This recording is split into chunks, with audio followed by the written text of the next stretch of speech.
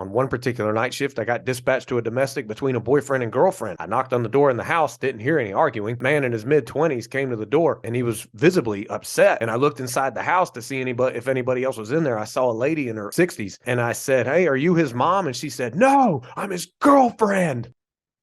It was a little awkward at that point. I ran blue lights and siren to another domestic one time because the officer that got there first saw that her brother had run over his sister's foot with her car. Literally, her foot was flattened. It was disgusting. Or the very odd domestic I got dispatched to when neighbors said they could hear fighting in the apartment next door, and there was furniture being thrown around and all kinds of noise was being made. I got there along with backup, and I heard all that furniture being thrown around. I knocked on the door, and right before we were going to kick the door in, thinking somebody was being attacked, both male and female came to the door. And we said, "Are you two okay?" And they said, "Everything's fine. We're sorry. When we get intimate, we tend to act this way."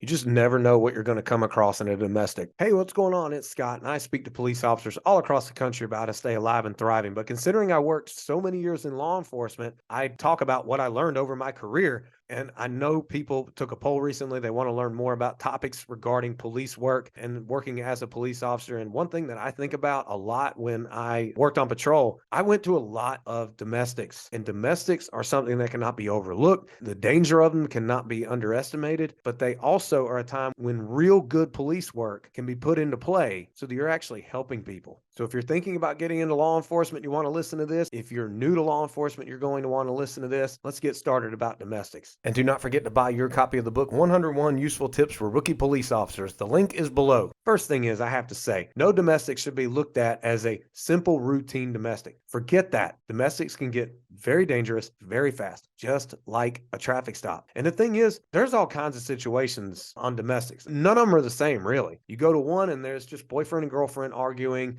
and it was just a little argument over something, and the neighbors felt uneasy, so they called the police and were there, and they're like, no, we apologize. Really didn't mean for the argument to get out of hand. We're good. And you don't see any visible wounds on anybody, or you think, and it's just, okay, well, hey, the neighbors were concerned. And then there's those domestics where you get a call of someone assaulting another person, and by gosh, when you get there, the assault's still in progress. I went to a domestic one time where a man, when I got there, he was literally on the front porch punching this lady. I ran there as quick as I could and pulled him away from her and then placed him under arrest. You just never know with a domestic. So the first piece of safety advice I would give any officer is never forget to get as much information as you can from the dispatchers about what's going on at the house, who's at the house, are there any weapons, anything important, relevant, or pertinent information you need to know. And any good dispatcher is going to go ahead and just tell you all this stuff anyway. But if you have to pry and ask, then go ahead and ask. Fortunately, I worked with good dispatchers, and I'm still in touch with some of them to this day, and I didn't have to ask that many questions. All right, moving on. The next thing is when you get there, in the rookie school, I was told to park 2 houses down, but heck, there were sometimes I'd park a block down. I'd park 6, 7, 8 houses down. I wanted to be able to walk up and hear what was going on if they were outside, or I wanted to be in a position where I could get cover immediately. Heaven forbid someone starts shooting at me. That was me. Some officers would do the old 2 house down. Sometimes I would. It's just something to think about, as no incident is ever the same, really. The next thing is when you get to the house, be mindful of movement through that you can see through the windows on the doors. And then when you knock on the door, don't stand in front of the door. It's called the fatal funnel for a reason. There were sometimes I would hear yelling in the house. I would knock on the door, and then I would go away from the door, like back into the front yard and then to the side, basically at the corner of the house, and wait for someone to answer the door. And then when someone does answer the door, if it's a domestic where there's not an active assault going on, or it's not a barricaded subject with a weapon. I'm talking your domestic where you, on average, respond to more where it's an argument that got out of hand or something like that, and someone does come to the door, then immediately start the rapport building process by stating your name. I worked with so many officers, and I did this at first when I started. I would just say, "Hey, what's going on? How can we help?" No. Use your name. Connect with the person. "Hi, I'm Officer Medlin with such and such police department. How can I help? What's your name?" Just be polite, be respectful. And then when they start talking, listen,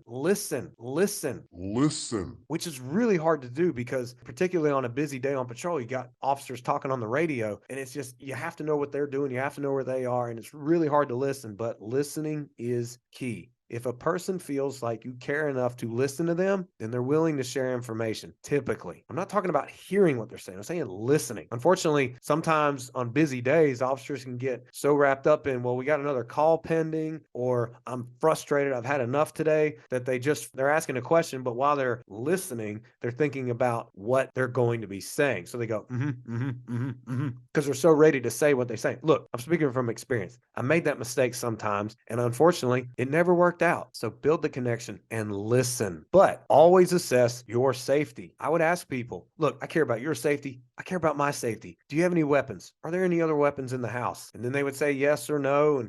Or they would say, yeah, there's a gun on the TV. And I would say, all right, we're going to stay away from that. Is there anybody else in the house? They would say yes or no. And if there was, then I'd have the backup officer knock on the door and try to talk to that person. You have to remain fluid and responsive in domestic calls. The next thing is focus on the person, but also get them talking more about a solution. If they're saying, we've been dating for 5 years and he's always doing this and he's always doing that, be like, I can't relate. And I wish I knew everything and the perfect answer to give you, but I assure you, we're here to help right now. What can we do to fix right now? Do you need to go on a walk? Do you need family and friends to come get you? Are you able to go somewhere else just to hang out for a little bit? Do you need to actually stay with someone? Do you need to go to a hotel and spend the night there and we won't tell him or her where it is? All these different things just to help keep the situation moving forward rather than backtracking. Now, if you go to a domestic and there's already been an assault and there's visible wounds on somebody, the state where I work, there was an arrest made, and that person would be arrested and they would not get out of jail until they saw a judge. And then it was up to the judge to decide whether they stayed in or not. A little bit above my pay grade, but it can get very frustrating doing the report writing, taking up pictures of the wounds, getting statements, and then the victim doesn't even show up in court. Being upset about that cannot get in the way of your efficiency going forward at domestics. Don't say, well, I'm not going to do these statements. The victim probably won't show up. Can't be that way. You have to stay efficient and knowledgeable on the process of documenting evidence and taking accurate information to do effective report writing regarding domestics. And the next thing I would recommend is continuously go to training regarding tactics, communication, and legality when it comes to the laws of resident versus guest, that kind of thing. I had to go to a class because I was just like, man, we need to get updated on this. And I went to a class and I remember the lady basically gave the rule of thumb. If someone's a guest, you can get them out of there. If someone's a resident, it gets a little bit more iffy, but I don't want to speak too much because I don't know what state you're in and I don't want to give you any false information regarding the law in your state. But also please understand, I just gave you a few minutes of advice. That was it. Heck, in the rookie school, I went through 16 hours of training for domestic response. So don't think this video just summarizes every single domestic and everything you should do. Like I said, you have to remain very fluid in your response. People can change their mood just like that, even if you've